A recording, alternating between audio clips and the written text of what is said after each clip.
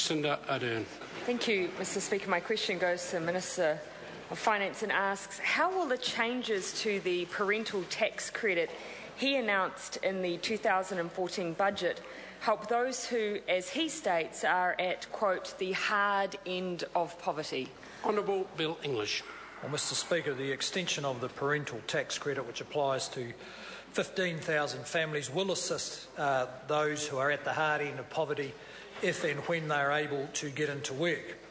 But the Parental Tax Credit extension, the Parental Tax Credit extension is part of a package that has 5 elements, and 3 of those are available to all children and all families regardless of parental income. For example, free doctor's visits and prescriptions for under 13s, as well as the significant investment in protection for vulnerable children. As it happens, the member, I know, has a view that a lot of the families covered by the Parental Tax Credit are still have children who are, quote, in poverty, even though they do have some work income. Supplementary. Supplementary question, Jacinda Ardern. Supplementary to the Minister. Why do those in the hard end of poverty in work deserve help, but the up to 14,000 who are in the hard end of poverty who haven't been able to find work do not deserve support from this government? Well, Mr Honourable Speaker, Bill English. in fact, this government has devoted more new spending over the last 2 or 3 years to those families than any previous government has through practical support in the welfare system.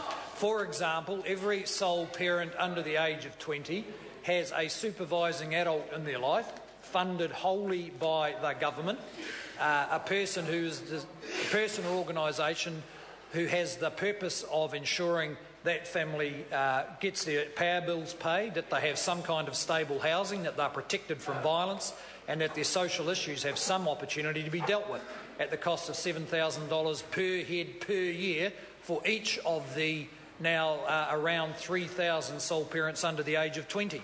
Their children are among the most vulnerable in our community, and they now have extensive support from government.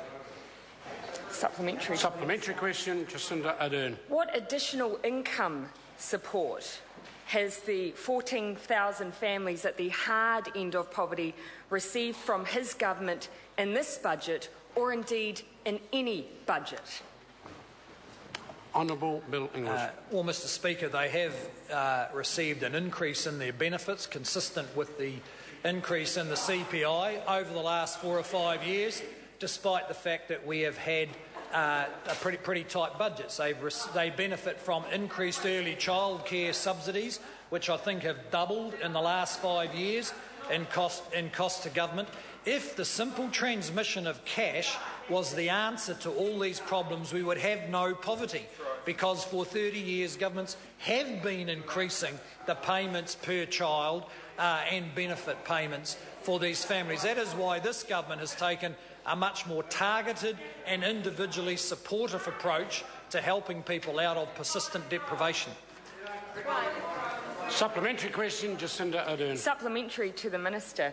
Does he agree with Dr Nikki Turner that, quote, free doctors' visits and prescriptions will do little to reduce child poverty without also improving the incomes and the housing conditions of the very poor? If not, why not? Honourable Bill English.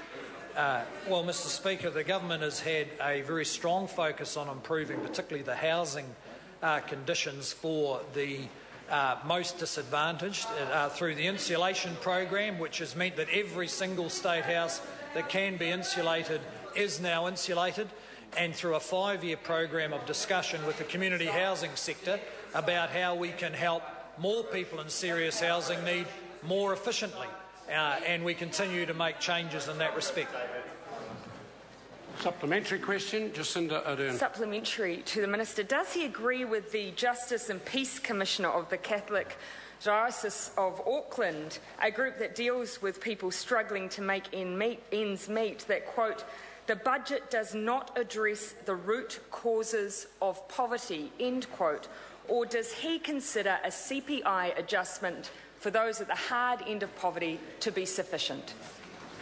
Honourable Bill English. Well, Mr Speaker, I respect the voice of the Justice and Peace Commission of the Catholic Church and expect it to be better informed than a lot of other spokespeople for pretty obvious reasons. And in fact, when I put money on the plate each Sunday, I know that some of it is going to our critics. And that's what you expect in a robust democracy. Yeah. But Mr Speaker, I think there would be an interesting discussion about what we believe the root cause of poverty to be. Because if it was just cash, lack of cash, then we would have solved the problem years ago. In fact, this government is focusing in on those things that lock people into poverty, which is welfare dependency, no educational achievement, victims and regular re-victimisation of them with crime. And we're digging into those long-term causes. Of course, where we do have the capacity to provide more cash support, we have, such as $500 million for families in this last budget. Question number 8, Joanne Hayes. Kia ora, Mr Speaker. Kia ora. My question